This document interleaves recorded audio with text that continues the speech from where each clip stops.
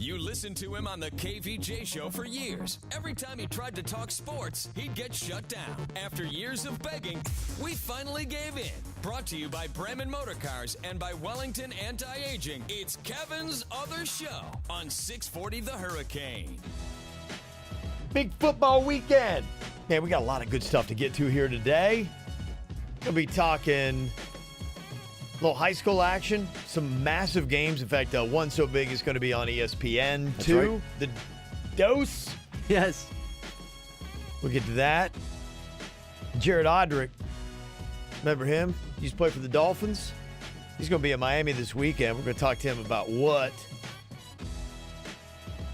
And coming up here in just a couple minutes, got the 911 audio from the Richie Incognito situation that happened at his dad's funeral, where he was threatening to shoot the place up. He was punching caskets and said he needed to take his father's head with him for research purposes. This is scary stuff, man. Yeah, how were people reacting when they were calling 911? I'd be like, all right, I got a guy punching caskets. He's about to go get his guns, and he wants to take his dad's head with him. Pretty much, yeah. Yeah, a little bit of help here. Last night had some NFL action. Odd score, man, in that Browns game. I mean, honestly, I know it's been said before, but it's true. I thought it was like a Phillies-Indians score. Yeah. I mean, 5-0 in a football game? Yeah, that was it. Legit. 5-0 last night is your final score that went down in the Browns game. You got to watch a little bit of it. I've seen some of the highlights that went down. I think what a lot of people were talking about, Baker Mayfield didn't have his best game. He threw his first pick. But yeah, I was watching some of the film on that, a little bit of the breakdown, and some people were trying to say, look, that's not his fault, man. The left tackle totally whiffed on his block, and, you know, he kind of panicked. Another guy didn't run the right route. So Yeah, I mean, listen, man, in a game that's 5-0, nobody played well. Yeah. I mean, Foles looked terrible. Like, that, I don't get that at all. Baker Mayfield, I can understand if he's still, rusty because he's still learning. Foles won the Super Bowl last year. Yeah. I mean, he was a Super Bowl MVP. How do you come in there and throw 2 interceptions and just stink the place up in a preseason game against the Browns? That is just mystifying to me. I do want to get a little bit of love, though. For people hearing this, anybody that didn't dial into it, it's not watching Hard Knocks, man. Myles Garrett he's nasty. That Browns defense, honestly, is not bad. No? I mean, it's preseason. Am I unfair to give them some love? I mean, do they not look kind of scary? No, They pitch a shutout against the Super Bowl champs, and I know it's preseason. You don't want to read too much into anything, but just snaps. And, man, Garrett was giving him hell last night. He's an impressive player. That's a good-looking defense, man. Yeah, and he's scary. I'll give you that. I mean, this is a guy that has been injured, in his young career, and he's finally healthy. And, I mean, you see it, man. This guy, if he plays like this, he could be an anchor of all of a sudden a surprising defense. The regular season might kick in, and the Browns might become the Browns. It could be. They might become Yes. I don't know, but I'm looking at this. I'm just like, okay, But man, talent is talent. Like, Yeah, his talent right. isn't going to go away in the regular season. Exactly. That's what I'm figuring. I'm like, the Browns, are they starting to put something together? I would be stunned if they have the same record they had last year.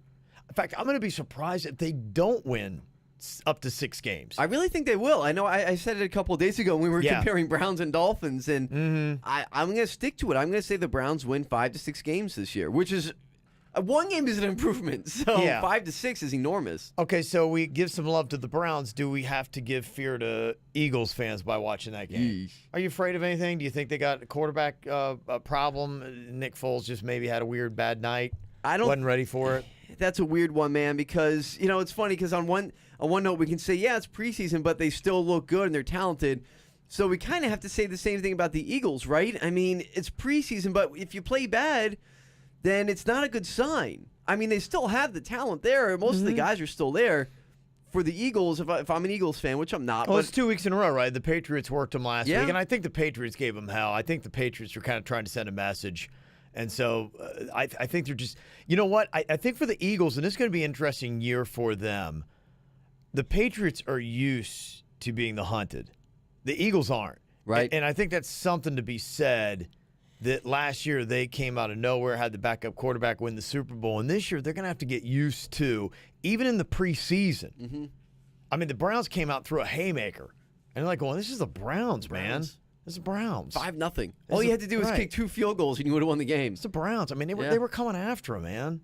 It's true. And I mean, if you're an Eagles fan, your encouragement is that Carson Wentz is going to be healthy, whether it's week 1 or week 2. He's going to come back. And that pretty much makes the decision pretty easy now for Doug Peterson and that coaching staff to put Wentz back in over Foles. I'm pretty sure that was the plan the whole time anyway.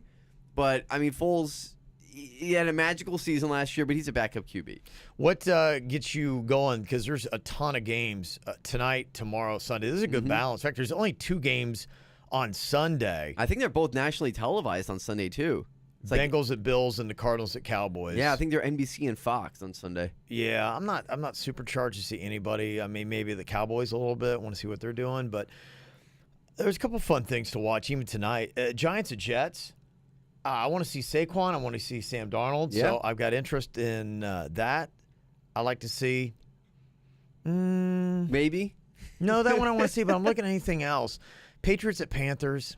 I don't know. I mean, it's the Patriots, so for me at least, I'm always interested to see what they're doing. How's Tom Brady? Is Tom Brady going to be perfect passing, or is he only going to miss 2 passes? I mean, there's always something to watch with the Patriots, but also too what's interesting with them is who's he going to be throwing to. You know, is Chris Hogan getting into a rhythm? Are they going to play Braxton Berrios, Phil Dorsett? That's probably the main thing with the Patriots. Who's he throwing to? Packers at Raiders tonight. Maybe. Raiders are a weird team, man. They've just, I don't know what to expect from them. Are they a good team? They not a good team? That's why I like the Raiders this year, because they're very strange. You have John Gruden coming back. Yeah, right. They were a team, I mean, a couple of years ago that by all means should have been in the AFC title game, but Carr got hurt. So the talent's there. But they're very strange. So there's a lot of intrigue. Like, are they good? Are they bad? What's going on with Khalil Mack? Is Khalil Mack back? Is he still holding out? Yeah, there's a lot of holdout going on there. There's rumors that he's just going to leave the Raiders altogether. So Really? I'm out? gone. Like, go to the Chargers. It's very strange. Gosh, Chargers are Chargers team I actually want to watch now. They're on Saturday. They got the Saints at home in that soccer stadium. I still don't They play, understand which is, it's just weird to watch that. They never should have moved to L.A. That was silly.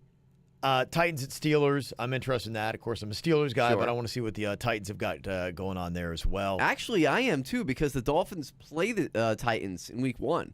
So this All will right. be your best look at the Titans for a third preseason game. Yeah, it's kind of interesting. Yeah, going into this, and I know the Dolphins are pretty much treating this as, I mean, this is it, because I don't think you're going to see a lot of starters in Game 4. I think Tannehill's going to give it everything. Like, he's treating this game that they got tomorrow night at Hard Rock against the Ravens like, okay, this is my warm-up. And I'm not even sure how much you're going to see Tannehill in Game 4. It's an away game. So I think he wants to get used to the stadium. He's going through the entire routine he would of a normal game week this week. Right. And probably going to see him into the third quarter of this game. So are other NFL teams going to be doing the same thing, or is that just exclusive to the Dolphins? It's mainly the way it works around the league. Okay. I mean, in some different situations, like the Browns, for instance, I was actually reading Hugh Jackson might play some of these guys in the fourth game just because he was so displeased with the way that they played that one. Even though you win, you want to see a certain level of development by that third game, and they're just not seeing it. So even maybe for the Dolphins, if they're not seeing that level of development that they want, look, the fourth preseason game is still there. Yeah, if Tannehill looks decent, you're not going to Right. Yeah, you'll let him sit out because I mean they really got to figure out what's going on with the backup quarterback situation. Yeah, because, they do. Osweiler is not looking great. Hashtag cut Osweiler. Fails. I don't think you feel comfortable. I mean, if you have what you had last year, if Tannehill goes down, this team's this year's Browns. A lot of trouble. Yeah. This year's Bryce Petty. Not that you care. He's got an oblique injury. He's probably not going to play. I don't know that he would have played much anyway. Yeah, not good, man. When you're trying to battle for a spot on the team to have an injury in the third game, that's rough. Going to be interesting to see if you see Frank Gore. He wants to play, but Adam Gase is like, dude, you're a veteran. You're 35. You got a lot of miles on you. Let's just save you for the season. But he wants to get hit. He wants to get out into the stadium, just kind of get his legs. I think it's probably getting a feel. You got to get in the game shape. I mean, he's 35 right. and he's been in the league for a long time, but you still got to be in the game shape. If he goes in to week 1 and gets that first hit, and you're like, oh, man, I haven't felt that in a while. Like, you need something. Yeah, it would be interesting, too, to talk to him because I assume there's probably something about getting the feel for a stadium, too. The turf, what it's like, cutting on that. Because, I mean, he hasn't regularly played True. at Dolphin Stadium. Right. Now, when yeah. he was with the Cane, was he Orange Bowl or was he Hard Rock? It was, that was the Orange Bowl still. Okay, I was going to say, Yeah, so that was he's the Orange Bowl he's still. not used to that stadium at all. Right, and plus he's playing on a different turf with the Colts Yeah. the past few seasons. So, no, it's a good point. Yeah. They should get him out there. And for gosh sakes, please throw the ball to Gesicki. Enough with this. Like, let's go. Let's get this guy some game action. Yeah, I think you will because of the week that he's had to practice. And I think sometimes, you got to earn it in practice to get it in the game. And I think that'll probably happen. They want to hopefully start doing that. And I think he's earning it more by they didn't want to get – honestly, I think it was kind of like a punishment thing because he was whiffing on so many blocks that they're like, okay, it's sticks and carrots. The part of that you don't want to do is block, so we're not going to give you the icing – until you get the cake, man. And the cake is your blocks. Until you can block, we're not going to throw you the ball. Yeah, and that's what they did a lot. I mean, almost exclusively in game 2 was just him run blocking. So I get it. Yeah. It's preseason. You want to work on the deficiencies, but you're going to use this guy as a tight end pass catcher, right? And he's going to be a red zone threat. So you got to have some real looks in that also. I mean, catching touchdowns is pretty important. So Kalen Ballage, I think, is going to be back. That might have something to do with how much you might possibly see Gore. He had that concussion protocol. Hadn't been practicing, but I think he's back practicing a little bit. okay. But I don't know how much, you want to get him banged up. So Norris before you go Perry into has it. been decent during the preseason Yeah. as far as a backup goes. So, and especially if Frank Gore doesn't play, that's also another thing, like we mentioned. Couple of things that you might see. It's going to be cool too to see Lamar Jackson, right, go against the Dolphins, being that he's from down here, Boynton Beach, kind of hometown guy going against his former hometown team, if you will. And they were thinking about drafting him. Yeah. That was a weird thing because remember before the draft, he was wanting to work out at the Dolphins facilities, and I think they wouldn't let him. Wasn't that what it was? Yeah, it was very strange. Because they weren't giving him any kind of love, any kind of looks. I wonder if he's got any kind of like, screw you guys kind of attitude. Yeah, it was weird. So that'll be fun. And RG3 for the Ravens, see how the Dolphins play against those type of more mobile quarterbacks. Quick note, and who knows? I mean, maybe the Dolphins might pick a quarterback off of the scrap heap, and not that this would be your answer, but former Canes, Brad Kaya, he got cut from the Colts. Yeesh. It looks like he's got an injury designation on that too. So if he clears waivers, he's going to be on like some kind of injured reserve. I said when he left the Hurricanes, it was too early. He should have stayed one more year. I couldn't believe when he left. I felt the same thing. Well, I think what it was, isn't he like the all-time leading passer for the Canes? It's a weird thing that you don't regard him as the greatest quarterback they've ever had. Right. But he had a lot of passing yards because he was starting as a freshman, right? Yeah, he came in pretty early. California kid, right? That's right, California. Yeah. He threw for a ton of yards. So it's, like you said, it's one of those crazy stat things. You wouldn't think of him that way, but yeah. He should have stayed another year. I mean, he leaves early. He's a 6th-round draft pick, and now he's in, the he's never obscurity. even appeared in a regular season game. No. So, yeah, that's not your answer at all. Hey, we got a lot of great high school football action, including St. Thomas Aquinas going to be on ESPN2. We're going to break down, some amazing games as the official high school football season in South Florida gets kicked off. We're going to be talking to Chris Coquel, the coach. He's coming on with us next. Yep, he's here too. It's Kevin's Other Show, right here on 640 The Hurricane. Let's get at it, baby. High school football gridiron action is back. Big stuff this weekend, too. Some big old matchups. It's big stuff when your high school football being played on the Deuce. That's right. How about that, man? National television, man. You got to love it. It's always South Florida high school football, too, that's on there. Well, it's the best, man. St. Thomas Aquinas, number 8 in the country. It's going to be taking on this DeMatha, Maryland program that's number 46. Good luck, DeMatha. That's what I got to say. Yeah, I'm talking trash to high school kids. Deal with it. It's crazy, man. It's sick. Honestly, if you don't know, just kind of like frame it and put it in perspective, just how big St. Thomas Aquinas high school football is. Of the total FBS recruits in the nation from 2004 to 2018, nobody's plunked more into the FBS than Aquinas, 142 players. It's ridiculous. Number 2 in the nation. Behind them with 84. Like what? Talking a 60-player difference? Yeah. Almost double? Miami Central. Man. DeMatha Catholic is number 9 with 63, but less than half of what Aquinas has plunked into the FBS. 2 South Florida teams. That's insane, man. It's like almost made up numbers. That's crazy. It is. It's just crazy. It just goes to show you, what we got going on here in South Florida. Some good stuff. We got Coach K on here with us to talk a little bit about some of the matchups, and they're starting off too strong. Last week we had a couple good matchups. In fact, one, I don't know how much bearing you want to put on that Dwyer Palm Beach Central matchup, but it was a low-scoring affair into the fourth quarter when obviously they had some problems going on. They had that shooting in the parking lot, and they had to shut it all down, and that's resulted in the changes that you're seeing right now. Coach K's on with us right now. Chris, what's up, buddy? What's going on, Kevin? I'm excited for week one to officially, I guess it kicked off a little bit last night, but the main part of the schedule kicks off tonight.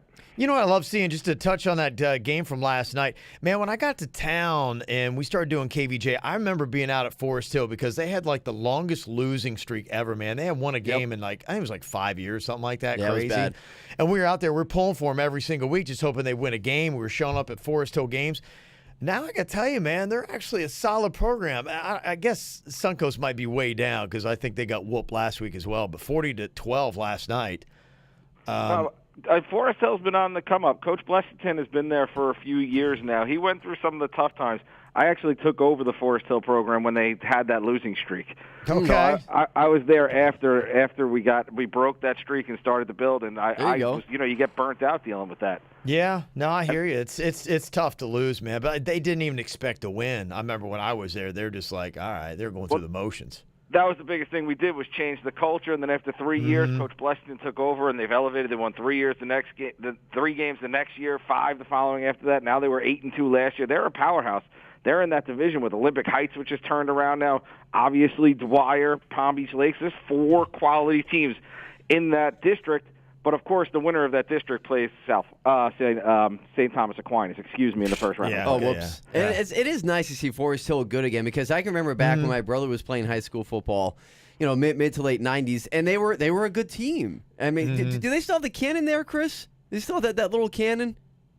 There was no cannon when I got there. I think okay. we barely had helmets, let alone a cannon. Oh, man. That seems like in today's culture something you No more may not. cannons. Probably don't want a cannon around the kids. It's probably a good point. I mean, Lake Worth used to have one, too. Yeah, I probably don't that. want to do that anymore. It's funny, though. They did try to bring it back out for one game, and it knocked out the scoreboard. Oh, Not even kidding. Just the shaking of it knocked out the scoreboard. We had no thing was scoreboard, and loud. the cannon went back to retirement. Wow. Want to put a couple big South Florida games on the schedule this weekend on your radar here. You got Miami Central, who I just mentioned. They're number 3 in the state, number 13 in the country. They're going to be playing at Cardinal Gibbons. Real nasty team that just last year had to run into American Heritage Plantation. I think only lost by 1 point. Heritage went on to win the state championship. You've got Cardinal Gibbons. They're number 5 in the state, number 19 in the country. So you got number 13 versus 19 in the nation in that matchup that's going to be happening this weekend. The quarterback at Gibbons, Nasty, a kid who's already committed to Kentucky, is going to be a part of that game. You've got Carroll City that is nasty. They're going to be playing at that team I just mentioned, American Heritage Plantation. That's number 4 in the state. Man. That's going to be going on tonight. Deerfield Beach at Chaminade Madonna. That's a number 8 versus a number 7. Then tomorrow, a couple big games from the matchup last week. Palm Beach Central at Atlantic, and then Dwyer is taking on Park Vista. That's both at 5 p.m. Coach K, give me your breakdown. What games jump out at you with that, and what's important? I mean, man, you start off week 1 with some of these massive matchups and setting the tone. Does this really factor into your whole season? I mean, are we looking at these games really being critical for the rest of the year, or if you lose in week 1, not that big a deal? Well, it's funny. When these games were scheduled 4 years ago, they didn't mean anything because it all mattered about your district play. Now with the new point system, every game counts. Now you want to have tougher opponents because you get more points if your opponent was in the playoff last year, and there's a whole system to it. So they need to play bigger games. But I don't know if some of these games would have been scheduled if people knew, like, all right, an L in week 1 is going to impact our playoff standings. Yeah, it is kind of interesting, and I remember that was the one thing, Coach, when you and I did the high school preview together, and we were looking at the Dwyer schedule, for instance, and they had right out of the chute, their first 4 are insane games. Right. And I was like, you got to have some kind of control of this. I mean, do you not talk to the AD? And they were like, this is how we want it. We want to start off with the Thunder, you know? Coach Daniels has I've asked him to talk about this team a few times with me, and he's only compared them to his state title teams. And I think that's his little hidden message of saying, no, this is one of the good ones we got. And that was before they got Gio and the running back Meeks, Gio the quarterback and the running back Meeks from Oxbridge. He thought this was a state title team. Now they added 2 Division I players. So I think he's glad the schedule is here. And he seems to have a chip on his shoulder where he's tired of all these newer teams, and I think that's what happened with Central. These newer powerhouses are very chirpy, and old Jack does not like it, so he's ready to send a message to everybody. The only thing I'm skeptical about with this Dwyer team, though, and, you know, they struggled, it seemed, offensively last year. They were in the fourth quarter. I know they're taking on a Palm Beach Central team last week that has they got a 5-star defensive player on that team that's already committed to Florida State. Yeah, Akeem Dent is unreal. Oh, okay, but tell me this. You know, you just talked about the additions that they got at Dwyer. They had 3 points in the fourth quarter. Are you worried about this Dwyer offense again? I'm not, because Gio wasn't cleared to play there until like the Monday before the game. Okay. So he was still learning the offense. They're still figuring out each other. And Jack even said he was going to have an open competition where everyone was going to play, even though I think everyone in the world knows where that's going to end out. And I think the Kickoff Classic was a way of saying you're each going to get some drives. So I think we'll see Dwyer start, running on all cylinders in this game. Even though Park Vista is going to be a very well-coached team. Brian Dodds is one of the godfathers in the Palm Beach County coaching circuits. They're always a well-coached team. He always has 130 kids in his program. But Dwyer's going to be too powerful. I think now we're going to start seeing them hum a little bit. Talking some high school football here with Coach K. This Palm Beach Central at Atlantic game, I don't know how much it means, but Miami Central came to Atlantic last weekend and whooped them. I mean, it was close for a while, and then by the second half, I mean, they ran away with it. Is that any kind of telltale sign about what you might see this week? And wouldn't you say, if you do think that means something, that Palm Beach Central is going to be major favorites on Atlantic Saturday? Well, the thing is, Atlantic usually struggles in the Kickoff Classic for whatever reason, and I'm not sure what that is, but they always seem to not play up to par, and I don't know if it takes them a while to get everybody doing what the coaches need them to do. This is the true test, because if Atlantic's going to take another state title run like they did last year, get into the finals, they have to beat a Palm Beach Central team. And again, for Palm Beach Central, are you all bark and no bite? We need to find out now. I think for Atlantic, this game will be telling. If they lose this game, I'm a little bit worried about them. Do you have a game that you just love more than all the others? I mean, I ran down some amazing ones, but so many good ones. Yeah, one that you just say, man, I really would love to sit front and center and watch that one go down. I mean, in Palm Beach County, I think it's got to be that Atlantic game we were just talking about, because you're going to find out who those two teams really are. Because everyone always just assumes Atlantic's good. Another game that's going to get very chippy because it set the tone for both their seasons, and it's not a big highlight name that you think about, but that Boynton Beach Olympic Heights game, that loss for Olympic Heights last year, week 1 to Boynton Beach, has disappointed Coach Alford from the beginning, and Olympic Heights head coach Baz Alford, and he's been upset since then. I think that game might be there might be some tussling in that game going on. Couple more big matchups just to throw on your radar real quick for week 1 here in some high school action. University Schools going to be taking on Glade Central. You got Miramar versus Miami Northwestern tomorrow. Pahokee is going to Palm Beach Lakes, and Bell and Jesuit at American Heritage Del Rey. It looks like, and I remember years ago Palm Beach Lakes used to struggle. Would you say, where would you put them in their division as far as strength for Palm Beach Lakes? If their offense comes around, they got a shot at fighting with Dwyer for it. If they don't, they'll be in that second tier in that division. That defense is real good. Expected to be low-scoring games all year long. They're very big up front, and they're very athletic. Their DBs are good, too, but that front line for Palm Beach Lakes, and some of them are real young kids. They have a couple sophomores starting. They're going to be good for a bunch of years. So I expect them to actually play really well and win some close games all year, where we keep saying, Kevin, how did they do that? How do they keep winning? And it's going to be because of that front four. Coach K, what you running down on the high school football wrap-up tomorrow? Well, we actually have Brian Dodds, who takes on Dwyer. He'll be on with us. We're going to react to all the games from Friday night, and we're going to have TJ Jackson from Atlantic to let us know, was the Kickoff Classic just a little blip on the schedule, or is this something he's a little bit worried about? Very cool. He is Chris Coquel. Got the Coach K show. That's going to be running here tomorrow at 10 a.m. on 640 The Hurricane. You can check it out. We'll let you get back to lunch or whatever you got going on, Coach. Got to go teach some geometry. There you go. Yeah, awesome. All right, man. Thanks, very nice. Good stuff to check out. Hey, got a lot more football going on. We're going to touch a little bit on the NFL. Got some college action as well. You want to keep it right here. Be part of the show on Twitter at 640 The Hurricane, #Kevin's Other Show. We definitely remember this cat. Former Dolphin. He was an All-American at Penn State. Then got picked up in the first round 2010. Signed that 5-year, $13 million contract. Hung out in South Florida for a while, then bounced through the Jaguars, and he's currently a free agent. He's going to be back in Miami this weekend. Jared Odrick's on with us right now. What's going on, Jared? Hey, what's going on? Not much, man. It's good to have you back in South Florida. You get back here very often? Every now and then, whenever I want to bother any of my ex-girlfriends. Okay. Let's get a little planned out. Do they know you're coming, or do you just kind of like pop up on their doorstep, be like, going, guess who's back? Yeah, you just do. You pop up and send them a text. Hey, how you been? That's about it. Do you get reactions back, and what are those reactions? Do you get like the hey, or do you get like ghosted, or like how's it go? Oh well, it all depends on how we left it off. Some are a little bit more difficult, and I was a little bit more difficult than others. But usually it's pretty nice, pretty cordial. Okay. Everybody's nice by the beach. Yeah, you're right. Where you living these days?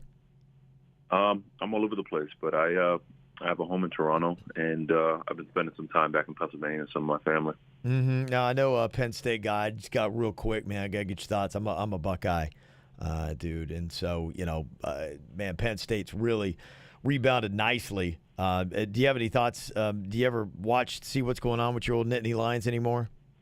Well, not too closely, but I know the age-old slash and burn.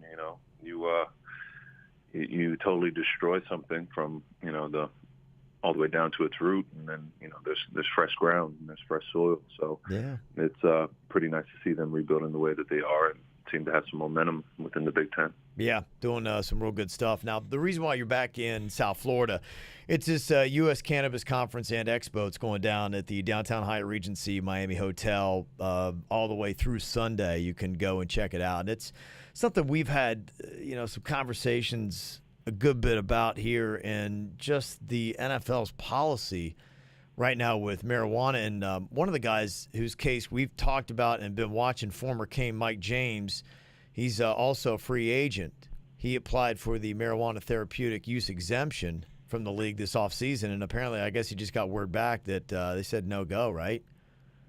Yeah, that's what I heard through the grapevine. Yeah, that's apparently what's going on. Well, from what I understand, and I got a doctor buddy of mine, and we got somebody here on my show that they got the red card here in Florida now, and for medical use. And I don't understand what it is with the NFL and why they fight against marijuana so much, especially when in South Florida we see the opioid crisis like crazy. I mean, Delray Beach down here is like the rehab capital of America, and you see junkies all over the place, man, and it's tough to kick it. And yet the NFL seems totally cool with giving you all kinds of pain pills, and they got no problem with that and getting a real serious addiction. But marijuana, they got this hang up. Do you know where this comes from? Well, I mean, I think there's multiple things that go into it.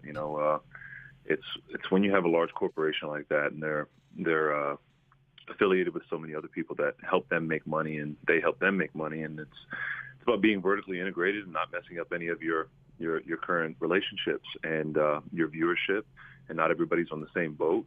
And I think what ends up happening is a reinvestment in the status quo as opposed to an investment in anything that is progressive or anything that possesses a new idea, because possessing a new idea would equate to a change in a business model. And that's not something you want to do when you're making billions and billions of dollars. But I mean, if they embraced it though, and how many states are picking it up? I mean, if the NFL actually got a partnership going with medical marijuana, if there was a big national company, they're all about making money, right? And they are a business. I mean, don't you think that is a smarter path for them to go? Or are you going to see the big pharma companies try to squash medical marijuana and keep them away from the NFL? I mean, is there one of these underlying conspiracies that's going on why they're trying to keep the medical marijuana away from the NFL?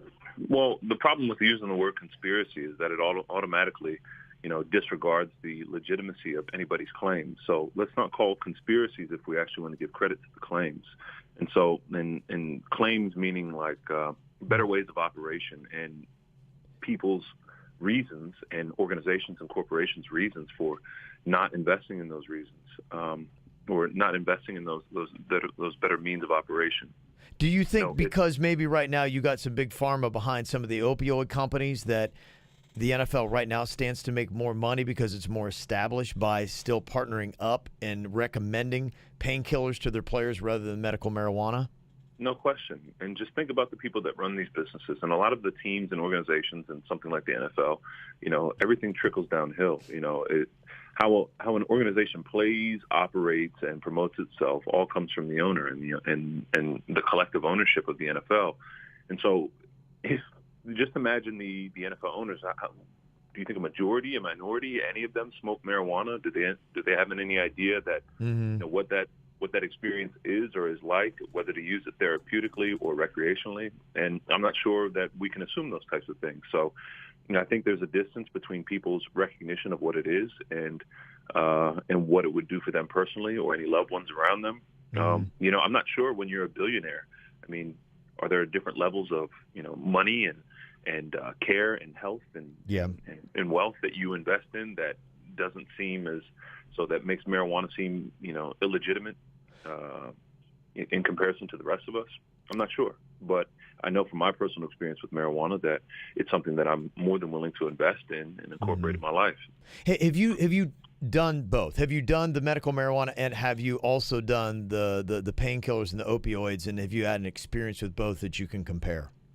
Well, what's funny is that some of the stories that end up being relayed across radio waves or television or Instagram and social media is when somebody does have a opioid issue or epidemic or problem, and I never really seemed to have any of those. Now, I was directed towards all different types of anti-inflammatories, and I was directed towards different opiates at different times because I've had surgeries. And part of the reason that I broke my foot directly after breaking my leg here is because I was given a bunch of pills to practice on a partially broken leg. Jeez. That numbed me out, and I overcompensated by using my left foot when I should have just been using my right leg to pivot and actually go after a bootleg. And so, those are my experiences with feeling numbed out on these things, and where marijuana, I think, would be able to come into play, or where it did come into play in 2013 in my life was, more than anything, replacing the idea of alcohol, in my life, as well as opiates, but more than anything, alcohol, because it was introduced in my life socially.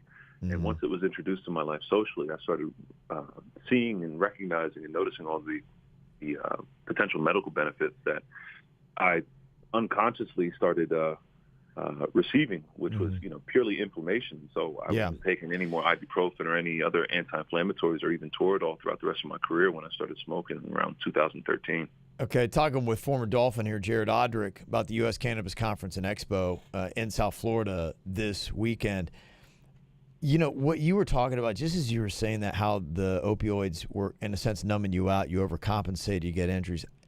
To me, if I'm an attorney, I hear exactly what you're talking about right there. I mean, that sounds to me like a lawsuit. It sounds negligent. It sounds like you're giving your players stuff that is getting them back out there on the field and they're hurting themselves more. I mean, isn't the NFL, especially with the CTE stuff, they got to be concerned about these lawsuits that are going to start coming together in class action in waves with them, I would think.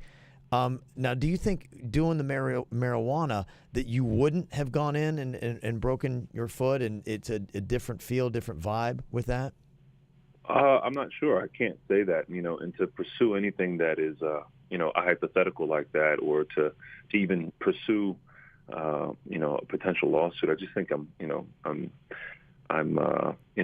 more going out the door, while I'm worried about past things and so, I mean, I'm not sure what that would have caused me or to do or not do, whether to go back on the field or not. But I think what it's provided me moving forward from those things was definitely a little bit more insight about my own body and how to use it properly and how to feel my way through things. But I mean, I think it's definitely worth investing in personally, but then also for a league like that. And, in terms of CTE and all the other lawsuits and stuff like that, no, I think potentially what happened to me going back out on practice, to practice and breaking my foot at practice, right after breaking my leg. I think there's potentiality with that. But in terms of CTE, I think that's a whole nother issue. And, I'm actually developing a lot of my own thoughts and definitions on what CTE is. And I think a lot of the thoughts that I have on it might, kind of open people's minds. Yeah. And actually, what's unfortunate about my ideas on CTE is that it's more of a psychosocial shift than it actually is a biochemical disease from impact, that it's a multivariate analysis of multiple things that go into the idea of disease. And I think we're pathologizing behaviors and looking for a monotherapy through a cure. But I can't have any of these thoughts, or I don't have any of these thoughts if I didn't develop my relationship with marijuana. Jared, tell me a little bit, because one person that I just can't figure out what's going on, Richie Incognito. We seem to have so many stories going on with him, a former Dolphin as well. With your experience with him, is that someone, is that a personality thing? Is that a mental health issue? Is it possible CTE? Do you look at that and question and wonder what's going on with somebody like Richie? Yeah, I mean, you ask questions simply because you are not him. And I think that's all that you can do. But in terms of me trying to draw conclusions about CTE, I just think that it's all too easy to point at head impacts and say, well, this is what is causing that. What I end up saying about CTE is that we're pathologizing behaviors that were once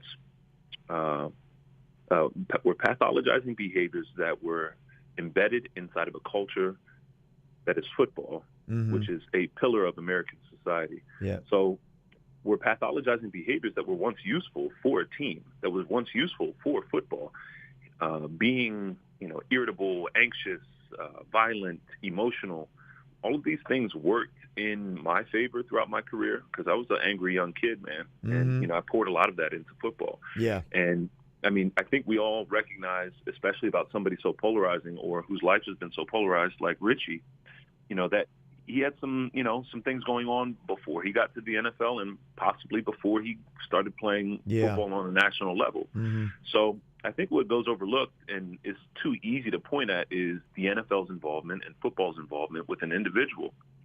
I think it's too easy to end our questioning there and say, oh, well, it's the NFL's fault and it's football's fault. And a lot of what CTE is a predisposition towards the susceptibility of contracting head injuries, malfunctioning behaviors. Okay, interesting. And head injury. So it's like it's almost comparable to sunburn, right? Because skin is one of the sunburn and skin is one of the only exterior ways that we can actually see damage being done to the body. And so when we talk about tau protein buildup in the brain, what they're pointing to as the beginning of the pathology of CTE is that, when we try to point at CTE, we can't see those things until postmortem, until somebody's dead. Yeah. And then you ask somebody who is, next of kin about these people's behaviors. And then once we say it was CTE, well, then the family member is so enthused to be able to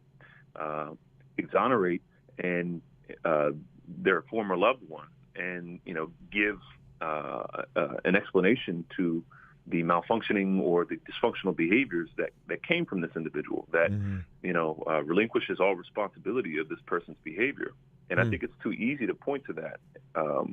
And it's a very nice way to, absolve people from responsibility of their behaviors. And true. I think what football does is provide like a cocoon for many people's behaviors that wouldn't be able to be functional elsewhere outside of the game of football. But football provides a nice cocoon and a nice funneling and channeling of these types of behaviors. And, where in the military, if you were to go in the military, there's a type of reform that goes on, where football, it's more of a facilitating that goes on of these behaviors. And so, and I'm speaking, as a prime candidate of somebody else's definition of CTE, which is, the popular definition of tau protein buildup in the brain from subconcussive hits.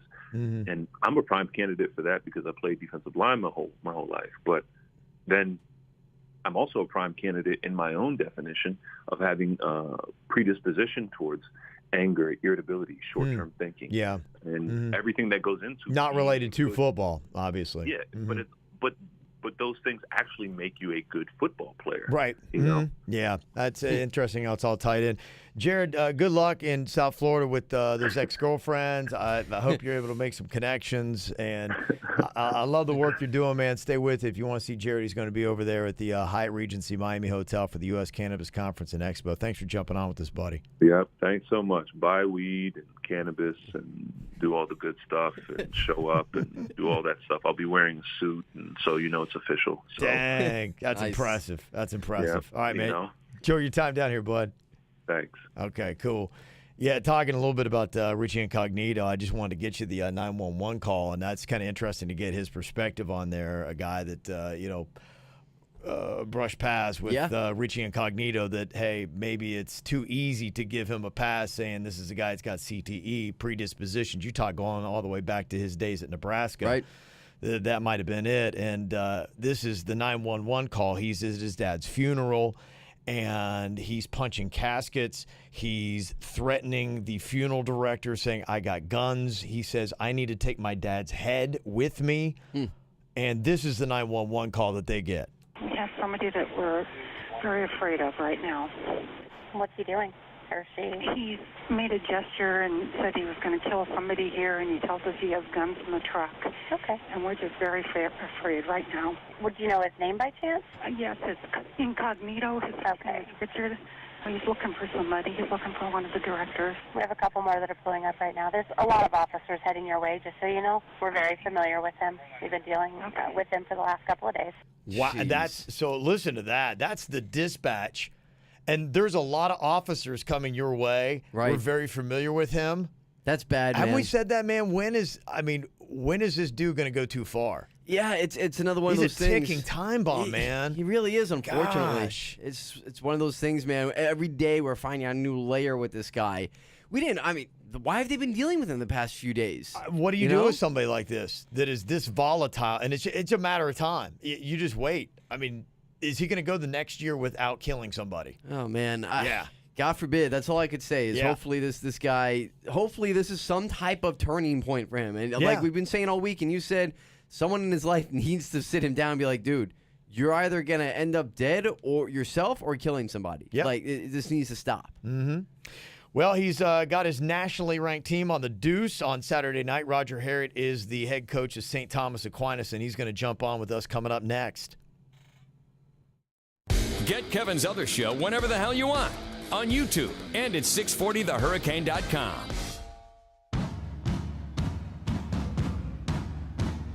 It's not going to be competitive.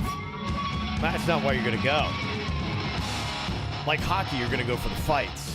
Or That's NASCAR. what you want to see. I was going to say NASCAR too. You go for what's there's going to be some type of crash, and in this case, it's baseball's crashing into bodies. Talking about the series going on right now with the Marlins and the Braves, and the Marlins did what you would expect against the Braves last night. They completely choked and lost 5-0, and gave up some massive, crushing home runs. Just unbelievable. This Ronald Acuna hit his 21st home run. You got to really see it to believe it, because it just, first of all, the pitch is unbelievable. It looked like a batting practice type of pitch that they threw to Acuna. It looked like Bryce Harper's dad was throwing pitches. I mean, what are we doing out there? Yeah, he teed off on this thing so hard. He hit a Giancarlo Stanton type of home run. 432 feet. If you know where the Budweiser bar is out there, I mean, it went sailing like right into the bar. It was crazy. He turns on this ball so hard.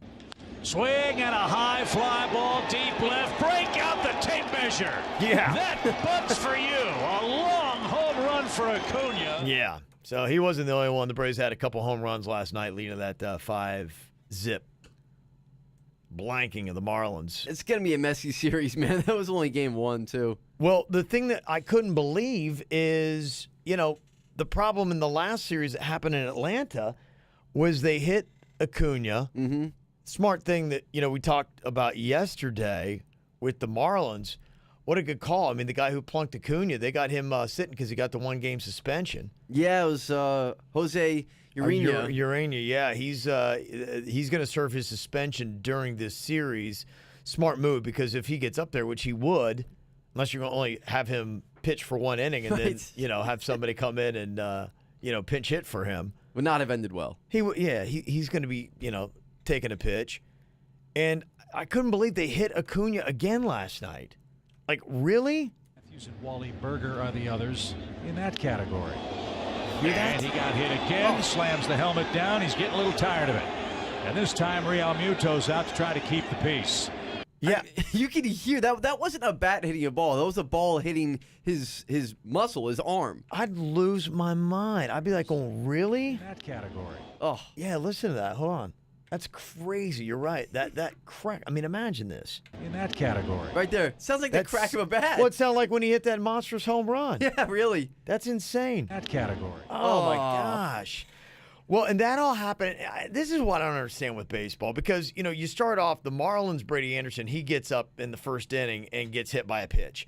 Likely that's, the retaliation for Acuna that happened in Atlanta. So now you hit Acuna again. I mean, where does this end?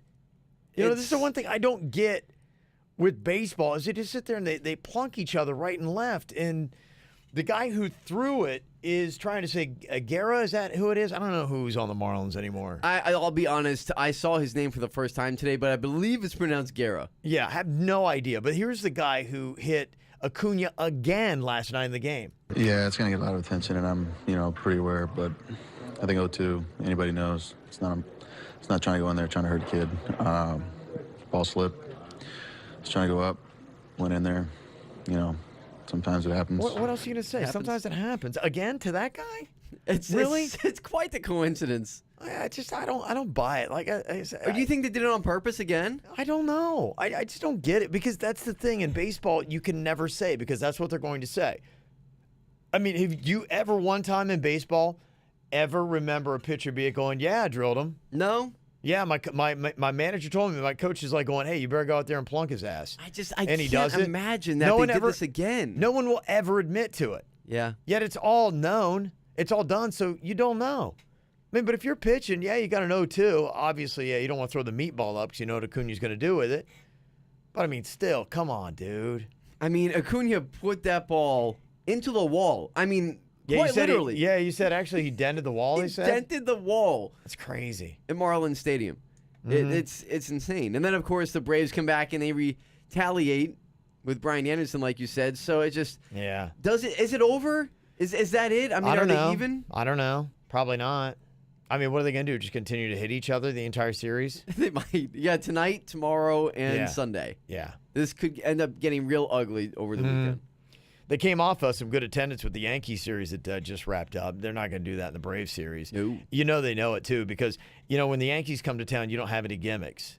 With the Braves in town and you losing 5-0, tomorrow night, Star Trek night. Okay. You're right. You don't need a gimmick on Yankees. It's just Yankees night. I don't get. I mean, we talked yesterday about this, the Ditch Day promotion they've got on Labor Day, where you ditch work on Labor Day to come out to Marlins Park. I mean, which is dumb. And are Star Trek fans, baseball fans, and Marlins fans? I'm not sure that mixes real well. I don't either. Star Wars, yes, because pretty much everybody. I guess more universal, yeah. Yeah, exactly. It's more. And we all Trekkie fans are dorkier than Star Wars fans, right? Oh, absolutely. And they got to be older too, right? I mean, yeah. 'cause Star Trek's not. I mean, the newer movie series doesn't have the same fandom that the original series does, right? The Star Trek movie series is much more commercialized. So if you're a Trekkie, you're likely old. Yeah, probably older. At least older. Yeah, I would say probably in your 40s, 50s, maybe. At least, because I mean, it's really out of mine. I'm 45. It's kind of out of my. I mean, I was a young kid like when it was right on. there. Yeah, kind of. Never caught on with me. Never caught on you. It's too old for me. So yeah, you're 50, 55 probably. It's kind of a very niche crowd when you think about it. I mean, how many guys are going to come to the game dressed up as Klingons? I mean, yeah. What do you get, like a Spock bobblehead doll? That's insane. It's stupid. And then on Sunday they're doing something that usually does work. It's the Bark in the Park. Oh yeah, that's always huge. Yeah, coming out for that. Everybody loves dogs. Mm-hmm. What do you think about this whole thing that is going on with Tiger Woods and Phil Mickelson? It's a $9 million winner-take-all match. It's going down November 23rd. Do you care? Are you interested? I'll be honest. I love it. Do I you? love it. I know we had talked about this maybe a couple months ago when they first started bringing up this idea, and you weren't that high on it. I was rooting for this to happen. The only thing I'm disappointed about is that it's on pay-per-view. Yeah. Now I'm like, come on, guys. I don't know that I watch it if it was on regular TV. It's on pay-per-view. Like, no, I'm not interested. Is anybody going to – how many people are going to be in this? Here's the thing. Yeah, on the tour, I'm very fascinated to see Tiger Woods head-to-head with Phil Mickelson. No, see, here's why I'm buying in, because they're going to be mic'd up. It's going to be on pay-per-view, so they're going to be able to curse. You're going to hear Tiger and Phil trash talking to each other. I don't think that. But I don't think you're going to see any cursing. Tiger curses a lot. I'm not sure he's going to be able to hold back. But I think with the sponsor stuff, how often do you hear him letting it fly on mic? Not on mic. Yeah, and that's just it. It's going to be on mic. He's going to be putting on that face. I don't know, but it's not on CBS though. You know what I mean? This is on pay-per-view. It's uncut. So he might let him fly a little bit. I understand what you mean, the image, the sponsors. Yeah. He may try to hold back, but this is going to be fun. And I really wish it was just like on CBS or Fox or something, because I would have been all in. Now it's pay-per-view, and I'm not going to watch it because I'm not going to pay for it. Well, this week they're doing something, the Northern Trust in Paramus, New Jersey, and Mickelson is doing better than Woods right now. In fact, Mickelson is, as of right now, 6 under. He's 1 off the leader. Oh. He's actually doing pretty well. And I was looking on this. Brooks Koepka and Dustin Johnson were both up there yesterday. It looks like maybe they've both dropped off a bit. Did they fall off? Our boy Koepka. Yeah, Tiger Woods was even going into today. And I'm going down. He's still even right now, but I'm not sure he's really even teed off. Hey, you know what it is? He's looking ahead. He's looking ahead to his matchup with Phil. I think maybe that's what it is. Yeah, so good for Phil Mickelson. I mean, he's still bringing it. Yeah. I mean, plus, look, we keep talking about the Ryder Cup, too. Don't forget that's going to come up. Obviously, this thing in November, it's the day after Thanksgiving. It's on Black Friday. So it's for fun. It's for a lot of money, for sure. So that's going to be the fun of it for me, if I was going to watch it. Because like I said, now I'm not because I don't want to pay for it. Right. But it would be fun to see those guys go at it, knowing what's on the line. And they're going to have different challenges, I think, like, longest drive and closest to the pin and things like that. So it's going to be fun. I like this. I think they should play shirts and skins, and Mickelson's got to take his shirt off. He's right. Show those weird nipples he has. Like, if he did that, like, if you could see Mickelson swinging and you get to see his weird man boobies flopping in his swing, I think I would watch that. A couple of pepperonis. Like, that's kind of entertaining. That makes it fun for me. That would be very interesting. And if Tiger Woods had one of his old whores caddying on each different hole, because he's got about 19, right? Yes, that's correct. Yeah. So that would see now. So That's how you up the ante. If you had a different mistress caddy each hole, so you have all 18 out there, and then Mickelson's got to play shirtless. Now all of a sudden I'm getting a little bit more interested. But this is the kind of stuff you got to throw in there. This is what they need for you to watch. Do you start doing this, and I'm like, oh, okay, all right, maybe I'm kind of getting into it. Okay. Yeah, Koepka's right up there. He's like 5 under right now, a couple strokes off the lead, so he's still in it. So maybe something to check out this weekend. Got a lot of football that's going to be going on, not only the high school, you've got the preseason stuff for the NFL, got a little bit of golf going on, so some good stuff to check out.